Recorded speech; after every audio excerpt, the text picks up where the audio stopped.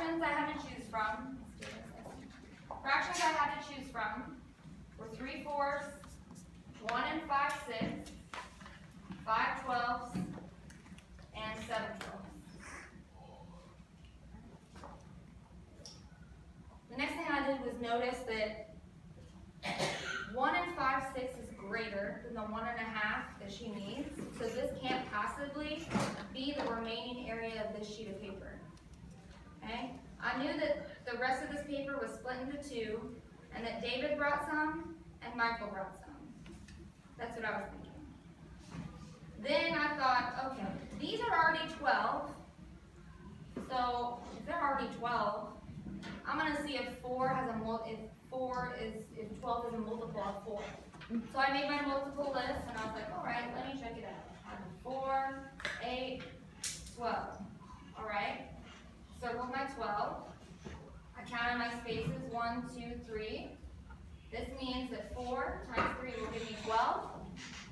So like Elijah said, I multiplied the bottom by 3. Whenever I do the bottom, you must do it to the top. Whatever I do to the bottom, you must do it to the top. Okay, so then I did 3. I converted this fraction. 3 times 3 now becomes 9.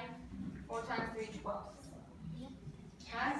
So then I thought, I'm going to make the rest of my fraction pieces, and I'm going to split them all into 12s. And then I'm going to figure out exactly how many of those fit in here. I already drew out 3/4, 4 pieces. All I have to do is turn this into 12s.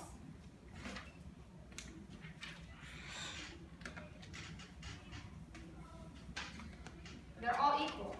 And then I have 7 12s, and then I was about to have 5 12s.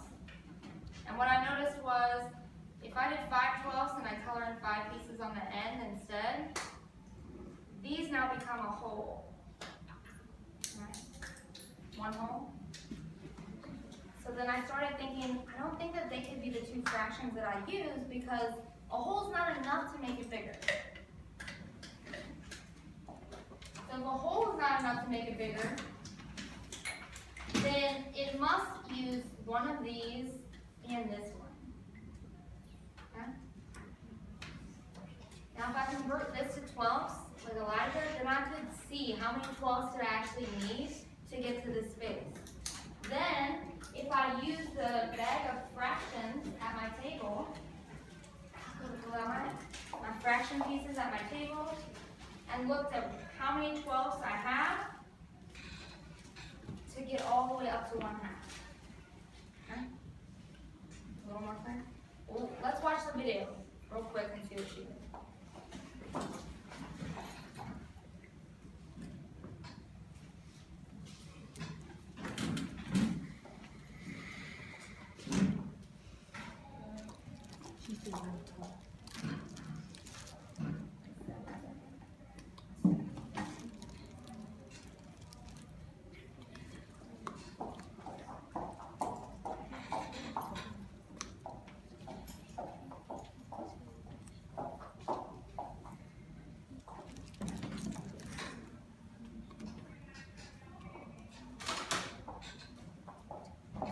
We already know how to add and subtract fractions in multi-step equations by finding equivalent expressions with the same denominators.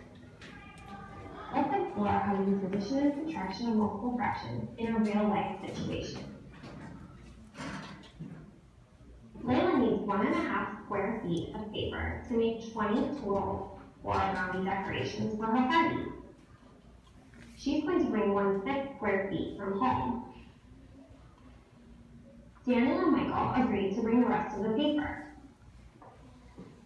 Which of the fractions below could be the amounts that Daniel and Michael brought? Let's start by looking at what we know. We know the total, and we know how much Layla is going to bring.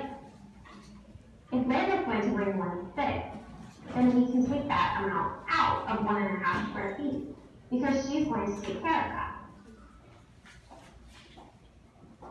Let's go ahead and solve 1 1/2 minus 1/6. Remember, our fractions must have equal sized pieces, or the denominators must be the same. I can change half to 6 using multiplication in the numerator and denominator. that 1.5 is the same as 1 3/6. And if we take 1/6 away from that, our difference will be 1 2/6. That means that the amount that Daniel and Michael should bring together should equal to 1 2/6. Let's take a look at the answer choices. I see that one of the choices it gives us is going to be too large. 1 5/6 is greater than 1 2/6, so I will eliminate this choice. Now let's think about 3/4 and 5/12. Does 3/4 plus 5/12 make 1 2/6? Let's start by making my 4 into 12. Keisha. I see that 3/4 is the same as 9/12. If I add that with 5/12, I get a total of 14/12. This sum is accurate, but 14/12 is difficult to compare with 1 2/6. Is there a different way to write 14/12 so that it is easier to compare with 1 2/6? Wow, I know that 14/12 is the same as 5/12 plus 2/12. 5/12 is the same as 1/4. So 14/12 is the same as 1 2/12. Now I can make my 12 pieces into 6 using division in the numerator and denominator. I see that 1 2/12 is equivalent to 1 1/6. That means that 3/4 plus 5/12 equals 1 1/6. But remember, Daniel and Michael need to bring 1 2/6 square feet of paper. So 3/4 and 5/12 will not be their fractions. I wonder which choices it would make sense to try next.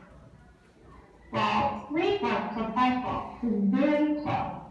It was only 1/6 away from the total amount of paper that they needed. I'm going to try 3/4 and 7/12 next. Remember, 3/4 is equivalent to 9/12. If I add 9/12 with 7/12, I get 16/12. 16/12 is difficult to compare with 1 2/6 square feet. Let's write it differently so that it's easier to compare. I know that 16/12 is the same as 5/12 plus 4/12. 5/12 is the same as 1/4. So 16/12 is the same as 1 4/12. Now I can make my 12 into 6 using division in the numerator and denominator. I see that 1 4/12 is equivalent to 1 2/6. Since 3/4 plus 7/12 equals 1 2/6, I see that the amount of paper that Daniel and Michael could have brought would have been 3/4 and 7/12 square feet.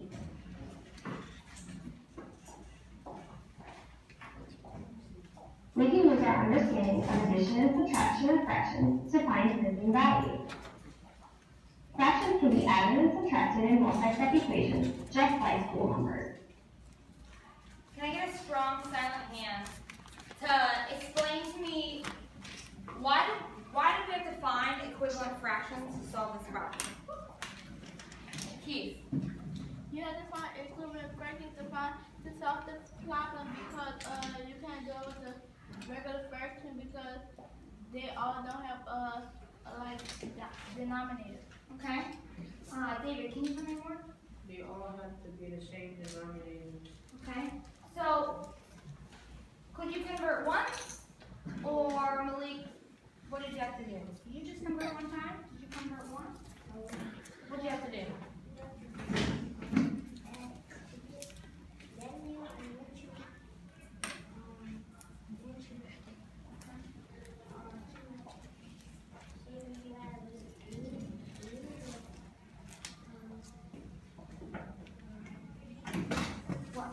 What the question? So Jaquise is talking about converting equivalent fractions. So did you just convert one fraction and then stop? No. Why? Because if you convert convert one fraction, you'll get your answer wrong. And you have to convert it until you think you have the right answer. We had to convert throughout the lesson, right? Throughout that task, we had to convert fractions. Someone tell me how, real quickly, how could this have helped you if you were stuck on this problem today? How could this have helped you? Or even drawing your own. Right? We don't actually have to have these, because we saw it through a picture. We could, maybe, right? Aranisha?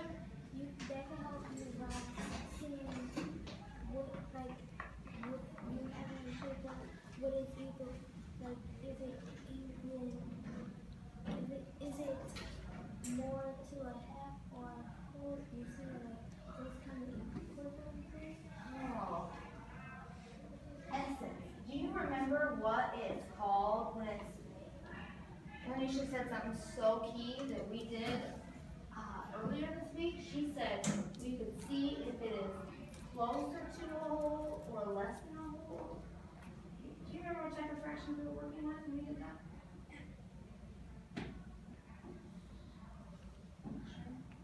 Tyrone, do you remember?